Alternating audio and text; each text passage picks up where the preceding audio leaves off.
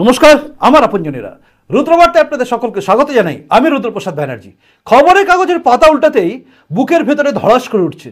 মনে হচ্ছে আমরা কোথায় যাচ্ছি? ভারতবর্ষ অ্যাকচুয়ালি টিকবে তো?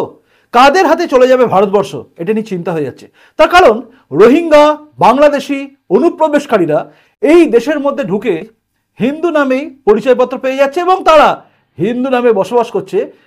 রেলওয়ে অ্যাক্সিডেন্ট হচ্ছে এবং চারিদিকে নানা কিছু হচ্ছে। এর মধ্যে আমরা বুঝতেই পারছি না যে কারা জড়িত আছে। নাশকতা কি এরা চালাচ্ছে? এনআরসি তাই খুব দরকার। চলুন সব নিয়ে শুরু করা যাক এই মুহূর্তের রুদ্রবার্তা। আসলে আমরা যেটা চোখের সামনে দেখি সেটা নিয়ে ভাবি, কিন্তু যেটা চোখের আড়ালে ঘটছে সেগুলোকে নিয়ে আমরা ভাবি না।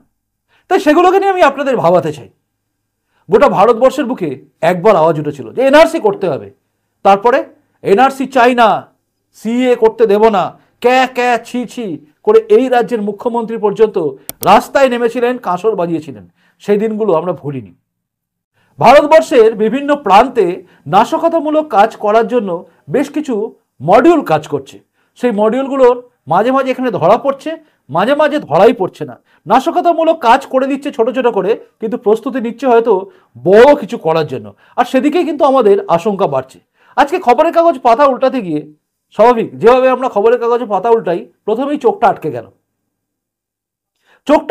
রোহিঙ্গাদের জাল পরিচয়পত্র দিয়ে এখানে বসানোর চেষ্টা করছে আইএসআই। এই আইএসআই করছে, এটা দাবিটা তুলেছে কিন্তু বিজেপির এক নেতা। কিন্তু প্রশ্ন হচ্ছে এটা ব্যাপারটা কি? আসলে ব্যাপারটা যদি আপনি খুব গভীরভাবে দেখেন না, চমকে যাবেন। আপনারা জানেন কেরালাতে একটা ইসলামিক সংগঠন আছে, যে সংগঠনটা উগ্রপন্থামূলক কাজ করে। সেই সংগঠনের একজন মাথা, তাকে ধরা পড়েছিল। সে ধরা পড়তেই এটিএস অর্থাৎ উত্তরপ্রদেশের অ্যান্টি টেররিস্ট স্কোয়াড তারা কিন্তু রাস্তায় নামেন এবং তারা খোঁজ খবর নিতে নিতে পান জিশান বলে একজনকে। জিশান উত্তরপ্রদেশেই বসবাস করেন। জিশান জাল নথিপত্র তৈরি করে, জাল জন্ম পরিচয়পত্র তৈরি করে, অর্থাৎ ফেক বার্থ সার্টিফিকেট তৈরি করে বিভিন্ন লোককে এই দেশের মধ্যে বসিয়ে দিচ্ছে। জাল জন্ম পরিচয়পত্র, ভাবুন একবার, জাল প্রশংসাপত্র। আসলে এগুলো লাগছে কেন? লাগছে এই কারণে আধার কার্ড তৈরি করার জন্য এবং তারপরে ভোটার আইডেন্টি কার্ড তৈরি করার জন্য। ভারতবর্ষের বিভিন্ন প্রান্তে, উত্তরপ্রদেশে যেভাবে বসতি স্থাপন করছে রোহিঙ্গারা, দিল্লিতে, উত্তরপ্রদেশে, বাংলায় তো আছেই। বাংলায় তো সাদরে অভ্যর্থনা জানান মুখ্যমন্ত্রী মমতা ব্যানার্জি, সেগুলো আমরা দেখি বিভিন্ন জায়গায়। এবার এরা সেটাকে, যারা এসছে অনুপ্রবেশকারী হিসেবে, রিফিউজি নিজেদের বলার চেষ্টা করছে, কিন্তু তারা অনুপ্রবেশকারী। তারা এই দেশে ঢুকে দেশের নাগরিক হয়ে যাচ্ছে। অর্থাৎ এখানে একজন 20 বছর, 21 বছর, 30 বছর, 44 বছরের নাগরিক জন্মাচ্ছে। বার্থ সার্টিফিকেট পেয়ে যাচ্ছে একজন ধরুন 30 বছর, 40 বছরের মানুষ। মানে পাচ্ছে কি করে? আসলে পাচ্ছে জাল নথিপত্র, জাল এই জন্ম সার্টিফিকেট বা বার্থ সার্টিফিকেট দেওয়া হচ্ছে, তৈরি করছে জিশানদের মতো লোকেরা, এবং সেখানে গ্যাং কাজ করছে। খুব ভালো করে ভাববেন। আমি যে তথ্যগুলো আজকে নিউজ পেপারে দেখেছি এবং চারিদিকে দেখছি, দেখে না চমকে যেতে হচ্ছে। কারণ কিভাবে হচ্ছে আপনি ভাবলে অবাক হয়ে যাবেন। আসলে আমি কেন বলছি জানেন? আমি কেন ভাবতে বলছি, এটা আপনাদের ভাবতে হবে। কেন আপনি এই প্রতিবেদনটা দেখবেন? তার কারণ হচ্ছে আপনার বাড়ির পাশে বসবাস করা কোনো হিন্দু লোক জানা যাবে পরিচয় দিয়ে যে কিছুদিন আগে এসছেন, ভাড়া বাড়িতে বসবাস করছেন, তারপরে জানা যাবে কোনো নাশকতামূলক কাজ করেছেন, কিন্তু তার বার্থ সার্টিফিকেটটাও ফেক তৈরি হয়েছে, সব কিছু আইডেন্টি ফেক। অর্থাৎ নতুন করে এসে জুড়ে গেছে। নতুন করে এসে জুটে যাওয়া মানুষগুলোর পরিচয় আসলে কি? এটা কিন্তু আমাদের মনের মধ্যে একটা প্রশ্ন তুলে দেয়। এবং সে যে কোনো এখানে নাশকতামূলক কাজ করবে না এবং করে বাংলাদেশে বা মায়ানমারে পালিয়ে যাবে না, তার গ্যারান্টি কে দেবে? মনে রাখবেন, ভোট থেকে শুরু করে আপনার আমার প্রাণ, জীবন, সব কিছু সংশয় হয়ে যাবে। সব কিছুকে ওলট পালট করে দিতে পারে এই অনুপ্রবেশকারী। আর শোনা যাচ্ছে এর পেছনে পাকিস্তানের গুপ্তচর সংস্থা আইএসআই এর হাত আছে। ভাবুন একবার, ভারতবর্ষের বুকে কিভাবে নাশকতামূলক কাজ করার জন্য এবং ভোট অর্থাৎ মতদান কি করে ঘুরিয়ে দেওয়া যায় তার জন্য বাইরে থেকে লোকগুলোকে নিয়ে এসে বসানো হচ্ছে। আর সেকুলারিজম দেখানোর খাতিরে এই লোকগুলোর পরিচয়পত্র সেভাবে যাচাই করা হয় না। হিন্দু নাম নিয়ে নিচ্ছে বা মুসলিম নাম নিয়ে থাকছে। হিন্দু নাম নিয়ে বসতি স্থাপন করলে তো আরো চিন্তার বিষয়, কোথায় ঢুকছে না। ঘটনাটা ভালো করে শুনুন। রায়বেরেলির পালাহি এবং নুরুদ্দিনপুর, এই দুটো গ্রামেতে এই জিশান এবং তার গ্যাং অপারেট করে। 4,500 জন যেখানে জনবসতি, যেখানে থাকে ভিলেজার মানে গ্রামবাসী, সেখানে একটা মাত্র মুসলিম পরিবার আছে, এটা হচ্ছে পালাহিতে। এবং সেখানে 819টা ফেক বার্থ সার্টিফিকেট একটা মুসলিম পরিবারের বাড়ির ঠিকানাকে ব্যবহার করে তৈরি করা হয়েছে। ভাবুন, 819 জনের জন্ম সার্টিফিকেট তৈরি হচ্ছে একটা বাড়িকে কেন্দ্র করে, যেটা হচ্ছে ওই 4,500 লোক যেখানে বসবাস করে একটা গ্রাম পালাহি, সেখানে একটা মাত্র ঘর মুসলিম ঘর, সেখানে সেই ঘরটাকে ঠিকানা দেখিয়ে 819টা। এবার তার পাশেই নুরুদ্দিনপুর, যেখানে জনসংখ্যা 8,100, সেখানে 12,000 ফেক এইরকম প্রশংসাপত্র, জাল শংসাপত্র তৈরি করা হয়েছে, মানে ফেক বার্থ সার্টিফিকেট। ভাবুন, 12,000, এটা হচ্ছে একটা জায়গার পরিসংখ্যান। এইভাবে উত্তরপ্রদেশের বিভিন্ন জায়গায় ছড়িয়ে ছিটিয়ে রোহিঙ্গারা বসবাস করছে, এবং এর পেছনে হাত বা মদত আছে পাকিস্তানি গুপ্তচর সংস্থা ISI এর, এটা বলা হচ্ছে। উদ্দেশ্য তাদের কি আপনাদের ভাবতে হবে।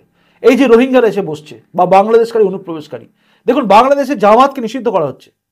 রোহিঙ্গারা মায়ানমার থেকে পালিয়ে এসছে, তার কারণ হচ্ছে যেভাবে অত্যাচার তারা করেছিল, বৌদ্ধিস্টদের যেভাবে তারা মেরেছিল, তারপর তাদের পাল্টা রিটেলিয়েশনে এবং মায়ানমার থেকে তাদেরকে তাড়িয়ে দেওয়া হয়।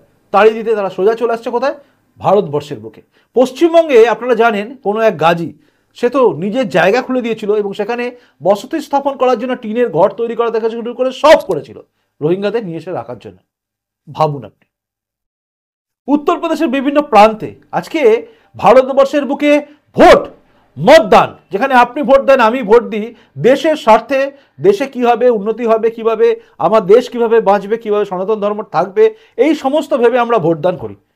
উল্টো দিকে এক শ্রেণীর লোককে এখানে বার্থ সার্টিফিকেট দিয়ে, এখানকার Aadhaar card, voter card, ration card সব করে দিয়ে, এক তো আমাদের দেশের সম্পত্তি নষ্ট হচ্ছে, আমরা বিদেশি যে সমস্ত অনুপ্রবেশকারী তাদেরকে ভরণ পোষণ করছি, খেতে দিচ্ছি, আমাদের জায়গা তারা দখল করছে, তার সঙ্গে সঙ্গে মতদান করে ভারতবর্ষের যে উন্নতি হতো সেটাকেও আটকে দিচ্ছে।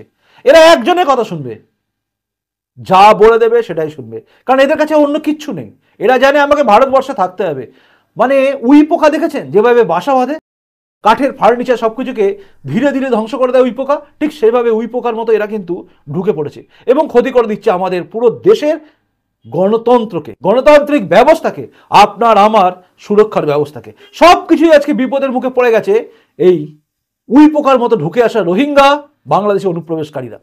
তাদের বিরুদ্ধে বললেই, তাদের বিরুদ্ধে কিছু করলেই সঙ্গে সঙ্গে দেশ জুড়ে প্রতিবাদ হয়ে যায়। ও আমাদের ভাই, এই দিন বন্ধ করতে হবে, আমাদের জাগতে হবে, আমাদের জানতে হবে, আমাদের দাবি তুলতে হবে যে এনআরসি চাই। আর এনআরসি চাই এই কারণে, তার কারণ হচ্ছে এনআরসি না হলে মুশকিল আছে। সিএ হচ্ছে নাগরিকত্ব দেওয়া, কিন্তু এনআরসি করলে বোঝা যাবে কারা অরিজিনালি আছে, কারা নেই। প্রত্যেকটা রাজ্যের উচিত খোঁজ নেওয়া যে এই রাজ্যে কারা কারা বাস করছে। প্রত্যেকটা রাজ্য যদি নিখুঁতভাবে নেয় তাহলেই ভারতবর্ষ কিন্তু বিপদমুক্ত হবে। আর এটা আমাদের রাজ্যে হবে না, বা যেখানে বিজেপি শাসিত না সেখানে করবে না, তার কারণ তারা চায় বাংলাদেশ থেকে আসুক, পাকিস্তান থেকে আসুক, আর মায়ানমার থেকে আসুক, যে চুলো থেকে আসুক, ল্যাঙ্গুয়েজটা আপনি ঠিক শুনছেন, যে চুলো থেকে আসুক, এই দেশে আসুক, আমার ভোটার হোক, আমাকে ভোট দিক, তাহলেই হবে। ক্ষমতায় টিকে থাকার জন্য এরা সাপকেও ঘরে ঢোকাতে পারে, কুমিরকেও খাল কেটে আনতে পারে, এদের কোনো ভরসা নেই। কিন্তু আমাদের তো বাঁচতে হবে, আমাদের তো জাগতে হবে, আমাদের তো দেশকে বাঁচাতে হবে, তাই আমাদের আওয়াজও তুলতে হবে যে অবিলম্বে এনআরসি করা হোক। অনেকেই বলবেন এনআরসি করলে তো হিন্দুরাও বাইরে চলে যাবে, কেউ যাবে না, কিন্তু এই লোকগুলো ধরা পড়ে যাবে যারা বাংলাদেশ আর পাকিস্তান থেকে বা মায়ানমার থেকে এই রোহিঙ্গা অনুপ্রবেশকারী, বাংলাদেশি অনুপ্রবেশকারী যারা এই দেশের মধ্যে ঢুকে উই পোকার মতো গোটা দেশটাকে ধ্বংস করার চেষ্টা করছে। লক্ষ্য এদের একটাই, লড়কে লিয়া পাকিস্তান হাসকে লেঙ্গে হিন্দুস্তান, মানে হাসতে হাসতে জনসংখ্যার ভিত্তিতে দেশটাকে দখল নেব এবং দেশের গণতন্ত্র, রাজতন্ত্র, সমাজতন্ত্র, সব তন্ত্রমন্ত্রকে শেষ করে মোল্লাতন্ত্রকে কায়েম করব। কারণ এটাই এদের লক্ষ্য, যারা বাংলাদেশ থেকে বা পাকিস্তান থেকে যারা আসছে, কারণ তাদের চোখে এই দেশটাকে দারুল ইসলাম করাই লক্ষ্য। এই দেশেও বসে থাকা বহু রাজনীতিবিদও বলে দেয় দাওয়াতে ইসলামের কথা, তখন আমাদের ভয় লাগে। দুয়ে দুয়ে চার হয়ে যাচ্ছে, দুয়ে দুয়ে চার হলে মুশকিল আমাদের। দেখুন, আমরা ঘর পোড়া গরু, তাই আমাদের ভাবা উচিত যে সিঁদুরে মেঘ, আমাদের ভয় পাওয়া উচিত। যদি না হয় তাহলে কি হবে জানেন তো? দড়িকে সাপ ভাবলে বাঁচা যায় অনেক দিন, কিন্তু সাপকে দড়ি ভাবলে ছোবলকে মরতে হয়। অর্থাৎ আপনাকে সজাগ হতে হবে, আপনাকে জানতে হবে, আপনাকে জাগতে হবে, আওয়াজ তুলতে হবে, এনআরসি চাই। তাই প্রতিবেদনটা যদি মনে হয় শেয়ারযোগ্য, লাইকযোগ্য, তবে লাইক করবেন না, শেয়ার করবেন।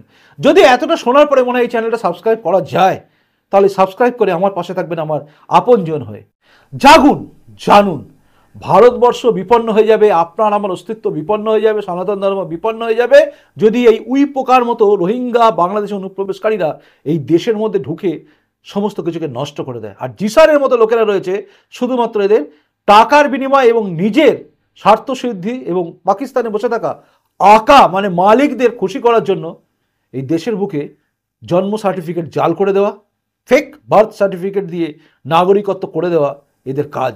এবং তার বিনিময়ে মোটা টাকা পায়, হয়তো দেখা যাবে ভারতবর্ষকে দারুল ইসলাম করলে সে একটা বড় জায়গায় পেয়ে যাবে। এই লক্ষ্যে এখানে এদেরকে প্রতিহত করতে হবে। তাই আমাদের আওয়াজ তুলতে হবে, এনআরসি চাই। আপনি সহমত হলে কমেন্ট করে জানাবেন, আর আপনার যদি মনে আমি ভুল বলছি সেটাও জানাবেন। খুব ভালো থাকুন, দেখা হচ্ছে পরের রুদ্র বার্তায়। এখনকার মতো আসি, নমস্কার, বন্দে মাতরম, ভারত মাতা জয় হোক, জয় হিন্দ।